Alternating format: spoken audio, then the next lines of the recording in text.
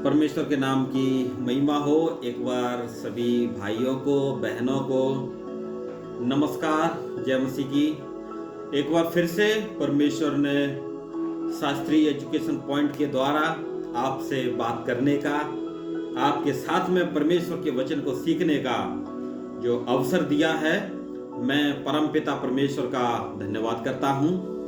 और इस जिंदगी में परमेश्वर ने अपने वचन को हमें अध्ययन करने का अवसर दिया है। प्रिय भाइयों, प्रिय बहनों, परमेश्वर ने हमको आध्यात्मिक बनाया है और हमें आध्यात्मिकता की ओर दिन प्रतिदिन बढ़ा रहे हैं। प्रिय भाइयों, प्रिय बहनों, इस दुनिया की चकाचौंध में कहीं ना कहीं हमारा जो अध्यात्म है, इस दुनिया की रोशनी में इसकी चमक के कारण उस पर असर पड़ता जा रहा है। हम चाहे कहे तो उस किसी के जिसके हम अनुयायी हैं, फिर भी दुनिया की चकाचौंध का असर पड़ रहा है। हम उस क्षेत्र को या उस गुरु के संदेश को ले जाने वाले या सेवक हैं, दुनिया की चकाचौंध का असर पड़ता जा रहा है। हम जवान हैं, पूछो मत, बहने हो वो भी कम नहीं है। परमेश्वर का वचन हमें दिन प्रतिदिन इस दुनिया की चकाचौंध से बचा के उस स्वर्गीय चकाचौंध की तरफ बढ़ाता है। प्रभु यीशु मसीह का जो शास्त्र है, बाइबल, आज उनका जो वचन हमें बाइबल के माध्यम से हम तक पहुंचता है। वे कई बार अपनी सेवकाई के दौरान इस बात को कह चुके हैं कि हमें दुनिया की चमक से, दुनियावी व्यवस्था से, जो हमें अध्यात्म से दूर करती है, उससे हमें चौकन्ना रहने की आवश्यकता है। प्रिय भाई, प्रिय बहन, इस दुनिया में रहते हुए हम ऐसे मामलों में पड़ सकते हैं, जिस माहौल में हम लोग बड़े हैं, जिस माहौल में हम चल रहे हैं। उदाहरण के लिए कि हम मसीह में प्रेम होना चाहिए। प्रेम का संदेश प्रभु ने दिया है, चेलों ने दिया है, बाइबल में भी प्रेम के संदेश को हम देखते हैं। लेकिन जिस समय में आप अपने जीवन को निर्वहन कर रहे हैं, जिन मसीह भाइयों बहनों में आप अपने जीवन को बिता रहे हैं, शायद इस बात की कमी उनमें देखी जा सकती है और उससे आप कभी आहत ना हो, उससे आप कभी विचलित ना हो कि प्रभु का वचन तो ऐसे सुना मैंने, ऐसे पढ़ा, लेकिन यहां क्या देख रहा हूं। हमेशा याद रखिए, मनुष्य असीमित है। मनुष्य किसी बात को सोच के मसीह में आया होगा, इसीलिए उसका स्वभाव प्रभु के वचन के अनुसार नहीं बदल पाया है और वो किसी के आगे बढ़ने का ठोकर का कारण भी बन जाता है। इसलिए मेरे भाई, मेरी बहन, जो आप लोग आज सुन रहे हैं, आपकी कलीसियाओं में आप जिस मसीह समाज में बढ़ रहे हैं, उस प्रेम को आपने शायद नहीं देख पा रहे होंगे या नहीं देख पा रहे होंगे।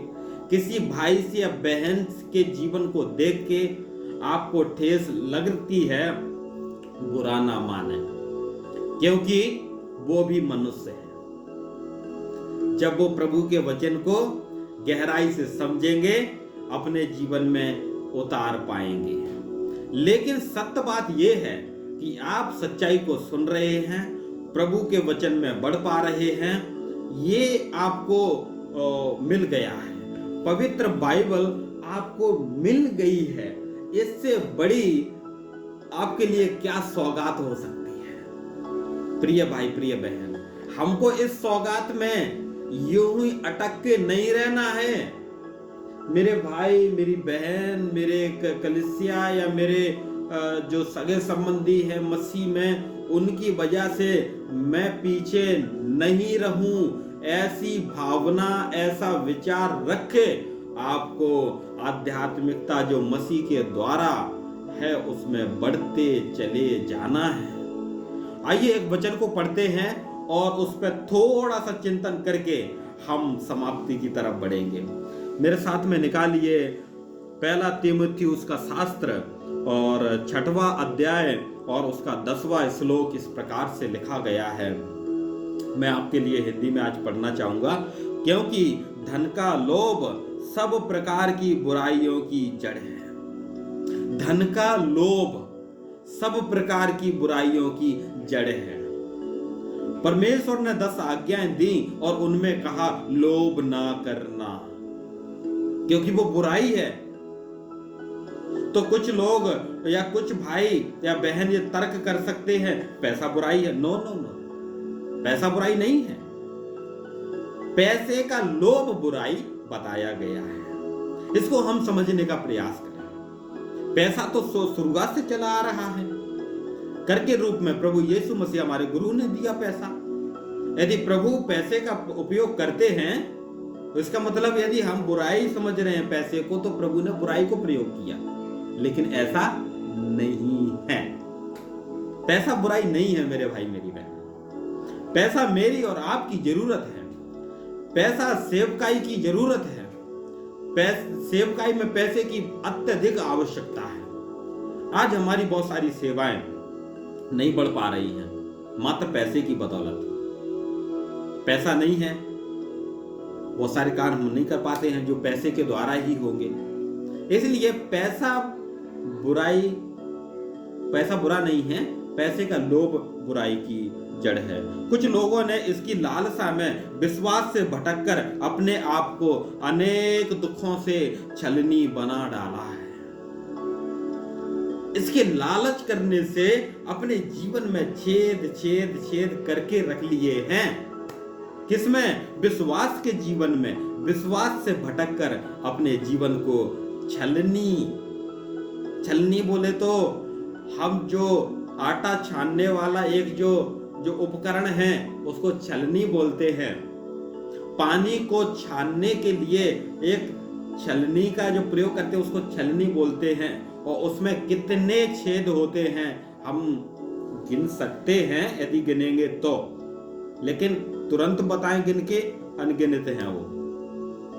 प्रिय भाई प्रिय बहन, अपने आप को विश्वास से भटकाकर अनेक दुखों से छलनी मत बनाइए। रुपए का लोभ आज किस कदर बढ़ता जा रहा है हम लोग देख रहे हैं। केवल पैसे का लोभ, पैसे के लिए हम कुछ भी करेंगे। खासतौर से हम जो मसीह भाई बहन हैं, मसीह के विश्वास में चल रहे हैं और यह विश्वास लेके कि एक दिन आएगा मैं सोने की सड़क पर चलूंगा, और यहां पर पैसे के लोभ में है। आपका विश्वास सोने की सड़क पे नहीं, जमीन पे भी चलने का नहीं है। आइए इस वचन को हम साकार करके इस संसार को दिखा दें। आज हमारे बीच में इस बात की बड़ी जोरों से शोरों से चर्चा है। हमें भी सेटल्ड होना है, हमारे पास नौकरी होना है, पैसा होना है, घर होना है। जरूरत है, अनाउंस करने की आवश्यकता नहीं है। हम इसकी चिंता करते हैं, उस प्रभु के ऊपर विश्वास को कम करके दिखाते हैं हम। अरे मेरे भाई मेरी बहन, परमेश्वर को मालूम है आपको घर की आवश्यकता है, आपको खाने की आवश्यकता है, आपको कपड़े की आवश्यकता है। आप क्या बता रहे हैं उस परमेश्वर को? आपको काम दिया गया है, विश्वास में बढ़ते चले जाइए। जो विश्वास आपने ग्रहण किया है उसको प्रचारित करते चले जाइए।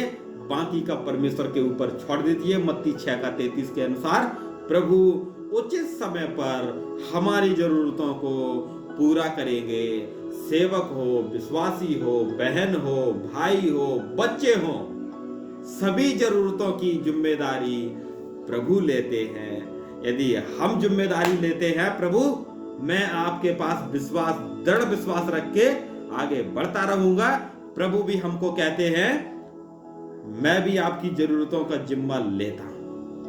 परमेश्वर आपको आशीष करें इस वचन के द्वारा, और इस चैनल को आप अपने सब्सक्राइब करने के द्वारा, दूसरों को भेजने के द्वारा आशीर्वाद देते जाएं। सबको नमस्कार, जय मसीह।